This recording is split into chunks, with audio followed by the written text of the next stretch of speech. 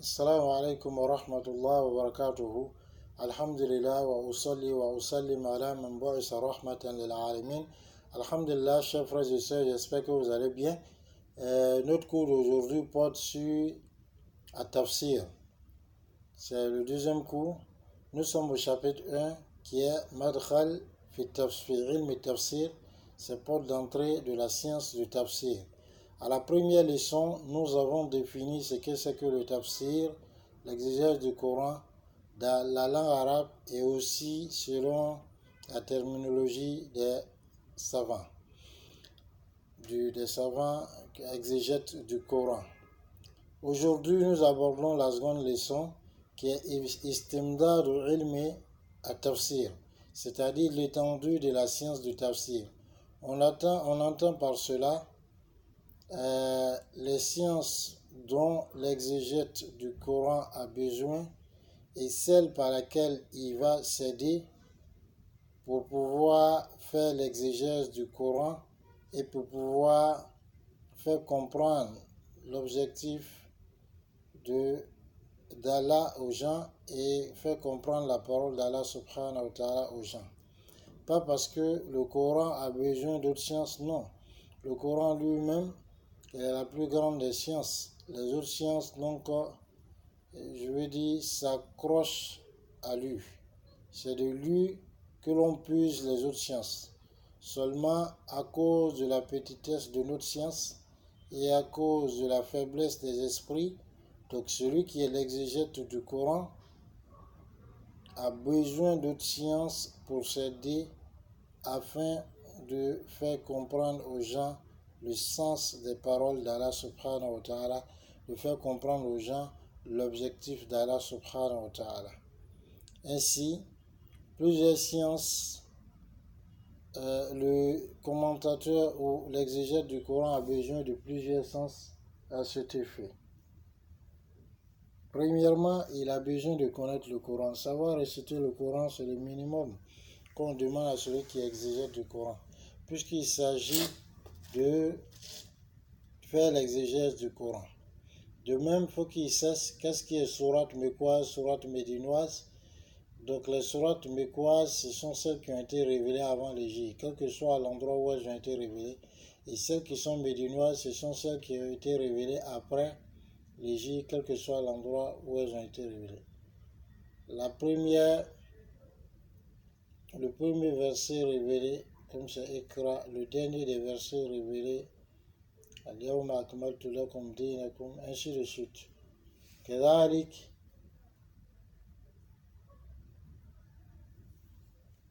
il faut que, donc, ils connaissent bien le Coran. Et quand on dit le Coran, c'est la parole incréée d'Allah subhanahu wa ta'ala qu'il a révélée à Mohammed sallallahu alayhi wa sallam par l'intermédiaire de l'archange Jibril alayhi salam.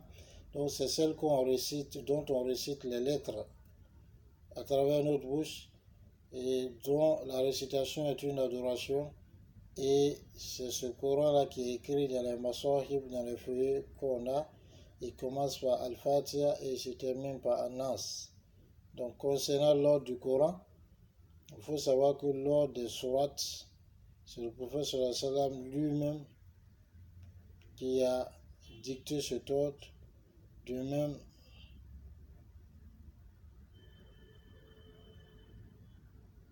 l'ordre des versets, c'est le prophète sallallahu alayhi wa sallam lui-même qui a dicté cet ordre. C'est-à-dire tel verset vient avant tel autre verset. Ça va? Kezalik, quant au fait que tel verset se trouve dans tel ou tel autre sourate, c'est le prophète sallallahu alayhi wa sallam qui l'a dicté. Mais quant à l'ordre des sourates, c'est-à-dire tel que c'est dans le Coran, Fatiha, ensuite Baqarah jusqu'à Nas, ça c'est un ijtihad, un effort de réflexion des compagnons, comme l'a dit Cheikh Ibn al-Husaymin dans son At-Tafsir. Une deuxième des choses, science, c'est la sunna. Il faut connaître la sunna. Qu'est-ce qu'on entend par sunna? Le terme sunna dans la langue arabe, c'est la tariq, c'est la voie, c'est le chemin. Mais les fuqaha, les juristes, pensent que la sunna, la définissent comme al-mustahab, ce qui est méritoire, ce qui est recommandé. Donc si on fait, on est récompensé, si on ne fait pas, on n'est pas récompensé. Mais la sunna peut être vue comme une source parmi les sources desquelles on tire les preuves telles que le Coran est. Donc à ce titre, c'est une révélation. Et sunna donc comprend tout ce que Rasul Sallam a dit, tout ce qu'il a fait et tout ce qu'il a approuvé et tous ses comportements, alors ou bien tous ses qualificatifs comportementaux et physiques, c'est tout cela qui rentre en ligne de compte dans la sunna. Et on se doit de maîtriser cette sunna parce que Rasulullah est celui-là qui connaît le mieux Allah que quiconque et qui connaît le mieux la parole d'Allah subhanahu wa ta'ala et son sens que quiconque. Et lui-même sa vie, son comportement, comme Aïcha l'a dit dans Sahih Bukhari, c'était le Coran. Donc toute sa vie était une application du Coran. Donc c'est dit qu'on doit se référer à sa sunna pour comprendre le Coran. Et il a été le meilleur, le premier même de ceux qui ont commenté le Coran. Et quand on a besoin donc du Coran premièrement, pour pouvoir faire le tafsir du Coran par le Coran, le commentaire du Coran par le Coran, et en ce sens que par exemple lorsqu'Allah dit Innal insana khulika halu'a, l'homme a été créé instable, qu'est-ce que cela veut dire? Le verset qui suit nous explique cela. Le verset dit Iza massahul khayru manu'a wa iza massahul khayru jazu'a, lorsque un bien l'atteint,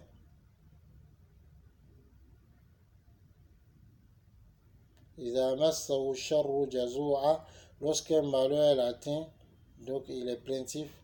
Wa iza massahu khayru manu'a, lorsqu'un bien l'atteint, alors il est privatif, il prive les autres, il n'aime pas donner aux autres. De même, dans la sunna, Rasulullah nous a dit, concernant le verset d'Allah, Lezina ahsanul husna wa ziyada, à ceux qui auront été bienfaisants, la plus belle des récompenses, ainsi que un plus. Et ce plus-là, ce n'est rien d'autre que le fait de voir la noble face d'Allah subhanahu wa ta'ala, comme Rasulullah sallallahu alayhi wa sallam l'a interprété. Ainsi, on a besoin donc de la sunna et du Coran pour pouvoir interpréter. De même, on a besoin de la sunna puisque c'est le deuxième niveau d'interprétation des textes. Deuxième niveau d'exégèse du Coran. Soit on fait l'exégèse du Coran par le Coran. Si on ne trouve pas, alors il faut se tourner à la sunna. Et c'est ce que Rasul sallallahu a dit. Il dit, il se peut que quelqu'un soit rassasié et qu'il soit couché sur son coussin. Et qu'il dit, ce que vous trouvez dans le Coran qu'Allah a permis, permettez-le à vous-même. Et ce que vous trouvez qu'il a interdit, interdisez-le à vous-même. Alors qu'Allah m'a accordé ce Coran ainsi que c'est semblable, c'est-à-dire la sunna. Et la sunna, elle a une valeur confirmative. Le Coran ordonne quelque chose, mais il interdit quelque chose, la sunna vient confirmer cette interdiction ou bien cet ordre, comme l'obligation de la salat. De la même façon que le Coran, lorsque nous ordonne d'accomplir la salat, et même dans la Bible de Muhammad rapporté par le Bukhari Muslim, parmi les cinq piliers de l'islam, il y a l'accomplissement de la salat. La sunna a une valeur explicative, donc elle vient pour expliquer le Coran. En ce sens, dans ce sens que Allah nous ordonne d'accomplir la prière, mais comment l'accomplir, on ne sait pas. La chose dit sur la salat, comment Ra'aytumuni usalli, il a dit sur la portée par le Bukhari. Priez comme vous m'avez dit prier. De même, une autre chose, la sunna a une valeur de législation. Donc elle légifère dans les domaines dans lesquels le Coran ne s'est pas prononcé. Comme la sunna interdit des choses dont le Coran n'a pas fait part.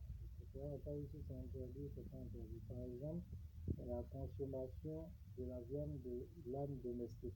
Rasul Sallam a interdit cela le jour de la bataille de Al-Khaybar.